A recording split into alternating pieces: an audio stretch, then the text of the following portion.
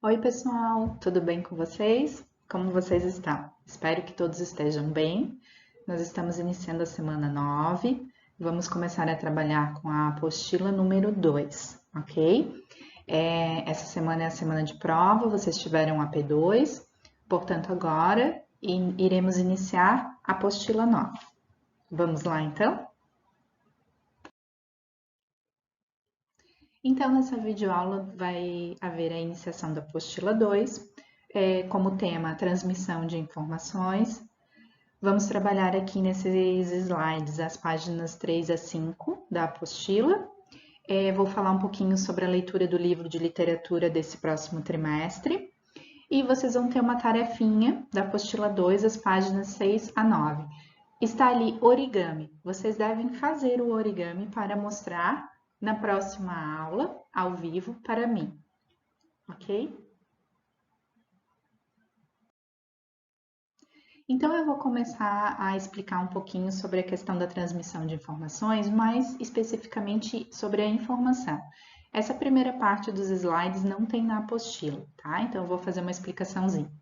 Então, a informação, a palavra informação, né? Da onde vem? Os textos informativos vêm da palavra informação. Então, um texto informativo são textos sobre os mais variados assuntos, cuja função é transmitir informação ao leitor. Então, a palavra informação é isso, né? Transmitir algo para o leitor, para um receptor, que não necessariamente tem que ser lido, tá? A informação pode ser transmitida de várias formas diferentes, mas aqui especificamente no texto para um leitor. São exemplos de textos informativos as notícias, os artigos que encontramos em revistas e jornais, avisos, folhetos informativos, os medicamentos, rótulos de embalagens alimentares, né? Então, uma bula de remédio, uma receita de bolo, são textos informativos que trazem informações para esclarecer algo que nós precisamos saber. Um texto informativo tem características próprias. A primeira característica, não contém opiniões, mas sim descrições e explicações. Por isso, a linguagem usada é clara, precisa e objetiva. Então, essa linguagem tem que ser muito objetiva. Quando a gente lê uma receita de um bolo, né? A gente precisa saber quantas colheres de açúcar, quantas xícaras de leite, quantos ovos, e como fazer, o modo de fazer. Então, bem objetivo. Por isso é uma informação, é uma transmissão de informação. Segunda regrinha, as classes de palavras que predominam são nomes e verbos, então substantivos e verbos. Terceira regrinha, o tipo de frase mais utilizado é o declarativo, né? Quando você declara, você afirma alguma coisa sobre. Então, verbos e substantivos. Verbos, faça assim, pegue isso, mexa dessa forma, tome, né? Conte tantas gotas. Assim, quando escrevemos um texto informativo, estamos a esclarecer, a ensinar, a dar conhecimento ao leitor sobre um determinado assunto. Então, transmitir informação é fazer isso, esclarecer e ensinar. Quando a professora está aqui falando a vocês, eu estou transmitindo os meus conhecimentos. É sim uma transmissão de informação.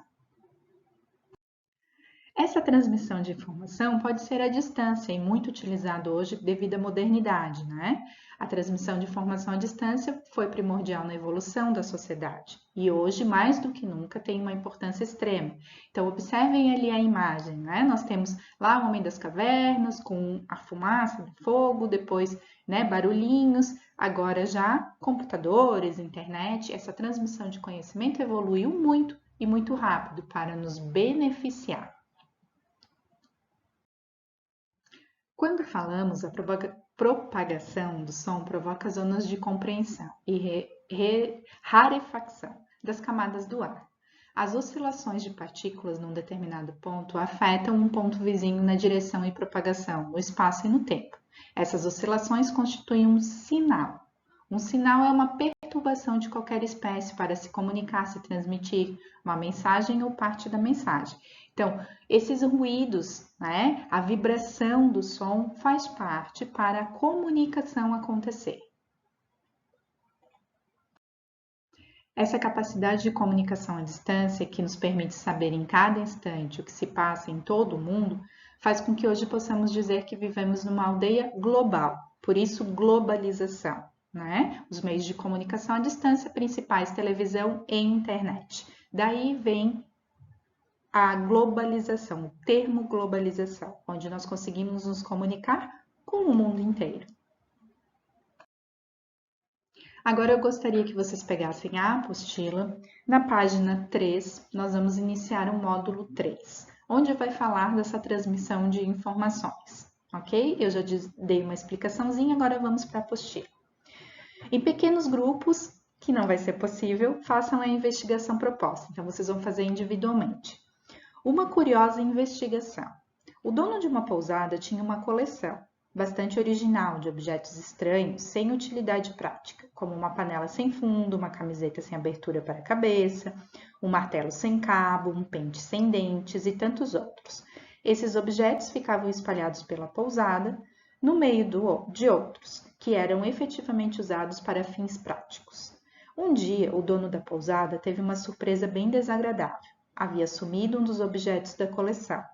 Uma inutilidade de grande valor afetivo, exposto na recepção. Examinem com atenção uma foto do local, tirada um dia antes de se constatar o desaparecimento do objeto. Então, aqui é uma historinha que vai fazer com que nós tenhamos as informações para a investigação. Pensaram um pouquinho? Observaram a imagem? Qual foi o objeto que sumiu? Objetos diferentes. Aqui, então, nós conseguimos identificar um relógio sem ponteiros. Foi o objeto que sumiu, porque é algo inusitado. Ele tinha, como falava ali, ele tinha objetos estranhos, sem utilidade. Continuando na página 4. Querendo descobrir quem havia retirado o objeto, o dono da pousada chamou os funcionários de sua total confiança. Eles afirmaram terem visto um hóspede ir embora com o objeto. Nenhum dos funcionários conseguiu fazer o retrato falado da pessoa, mas cada um mencionou um detalhe importante para a descoberta.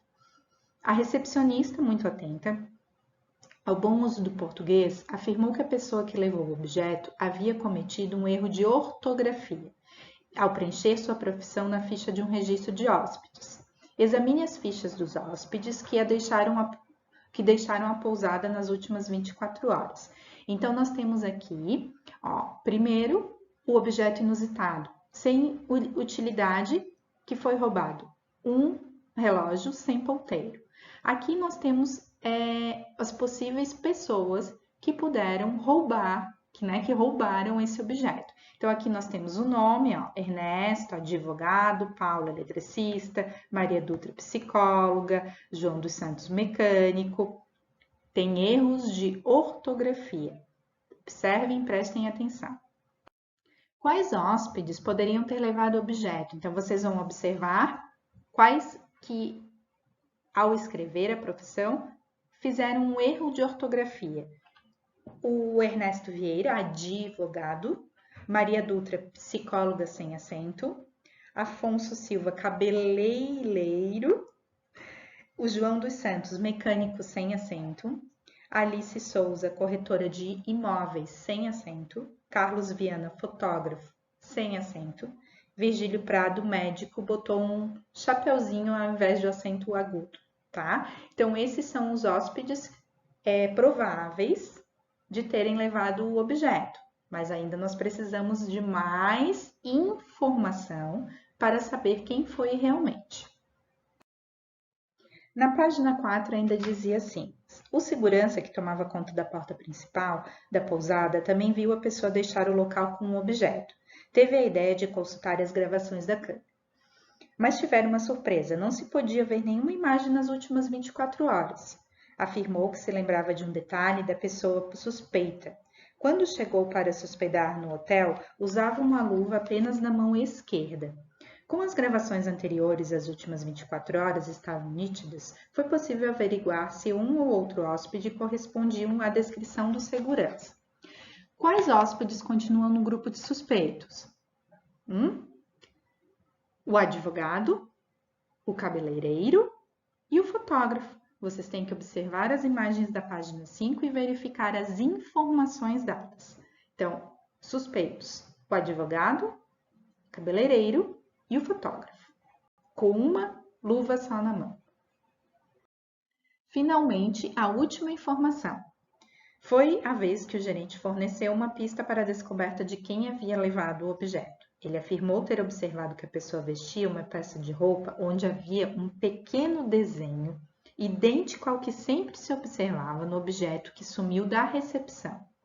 Vocês vão observar na página 5 todos e conseguimos identificar que o fotógrafo, Carlos Viana, tanto no relógio como em sua bermuda, há uma imagem de um trevo de 4 folhas.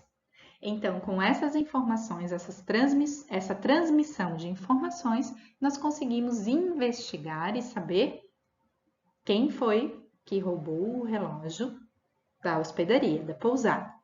Então, esse exercício, pessoal, é importante para quê? Para vocês observarem um pouquinho essa questão da informação, da importância da informação. Aí, sobre a apostila, vocês têm uma tarefinha, né? Depois, lá da página 6 em diante. Agora, eu vou falar um pouquinho do livro de literatura, Alice no País das Maravilhas. Este livrinho aqui, que veio junto na apostila 2, é do segundo trimestre. Eu gostaria que vocês começassem a ler o livro, porque logo eu vou pedir para vocês escreverem um pouquinho sobre o que vocês estão lendo. É uma história muito legal, vocês já devem conhecer a história.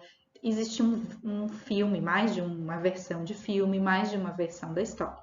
Mas eu gostaria que vocês lessem essa.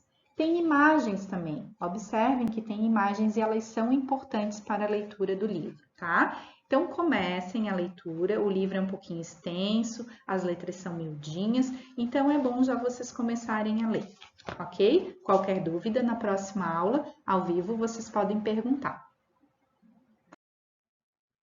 E para finalizar, então, essa semana, eu gostaria de dizer que eu estou com saudade de vocês.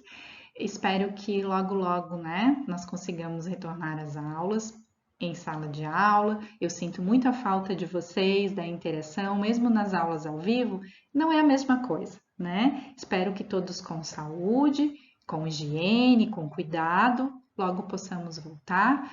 E cuidem-se, façam a tarefinha. Estamos iniciando, então, a apostila 2, já fizemos P1, P2, processual, logo vem a recuperação para encerrar o primeiro trimestre e iniciar o segundo. Qualquer dúvida nas aulas ao vivo de toda quinta-feira, ok? Tchau, tchau e fiquem bem.